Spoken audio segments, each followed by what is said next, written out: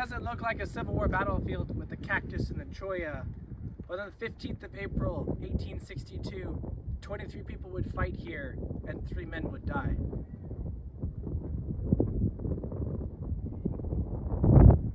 So jump into the wagon and we'll all take a ride.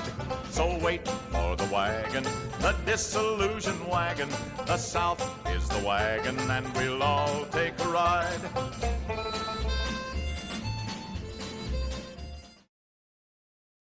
American history for much of the 1800s was dominated by the idea of going west. Cowboys, saloons, Lewis and Clark, gold rushes were all part of the American tale.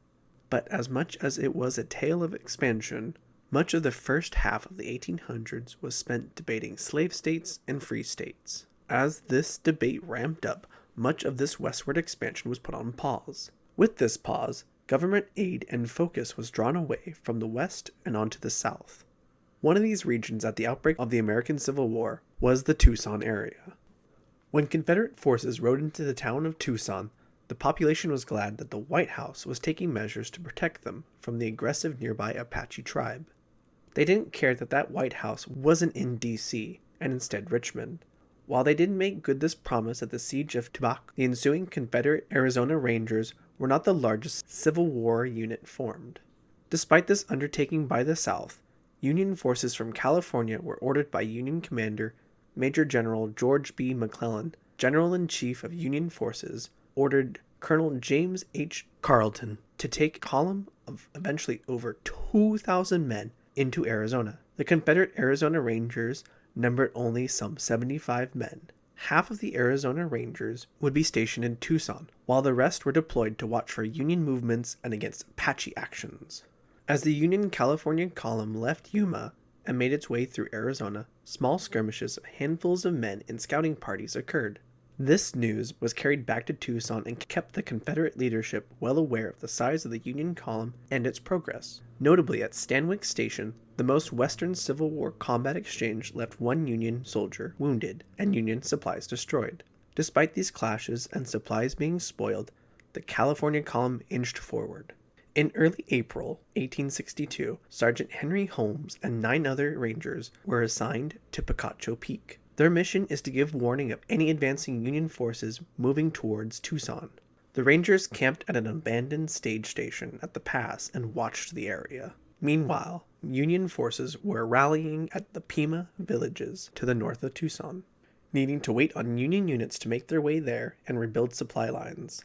But the Union's luck is about to change. Intelligence of the Confederate Rangers at Picacho Pass soon makes its way up the chain of command.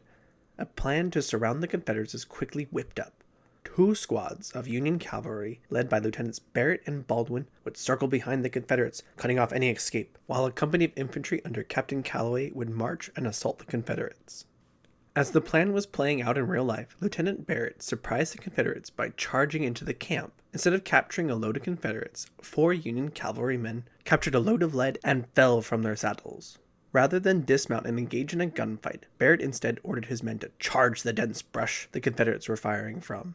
To Barrett, it looked like the charge had worked. 3 Confederates, including Sergeant Holmes, in the brush, surrendered. He dismounted his horse and secured the prisoners to the Union horses, after which another Confederate volley let loose. The lieutenant's neck received a musket ball and he fell dead from his saddle. For the next 90 minutes, musket fire continued and black powder erupted back and forth. In this time, 3 Confederates were wounded and another 2 Union soldiers became casualties. Out of the 12 Californians, only 6 were left. They still had 3 prisoners to manage and now 3 wounded to withdraw. The Union cavalrymen retreated. With the Union withdrawal, the Confederates made good their own escape as well to Tucson. When Calloway's infantry met with Baldwin's cavalry, the trap that should have only then been sprung was instead anticlimactic. The Union cavalry that had retreated returned to Calloway with prisoners and wounded in hand. Calloway questioned the prisoners, and his response was to place his unit's mountain howitzer on an elevated position and deploy his men to repel a cavalry counterattack. An attack that never materialized. Meanwhile, when the Confederates returned to Tucson, the call wasn't for an attack, but for additional reinforcements. These two would never materialize. The Union wouldn't stay long at Picacho Pass, instead returning to the Pima villages. When supplies and men became abundant again, Colonel Carleton marched again on Tucson. This time the Confederates would not give battle, and without burning black powder or drawing swords, the Union marched into Tucson. While Confederate forces would still see combat in present-day Arizona, Union and Confederate forces would not have another clash.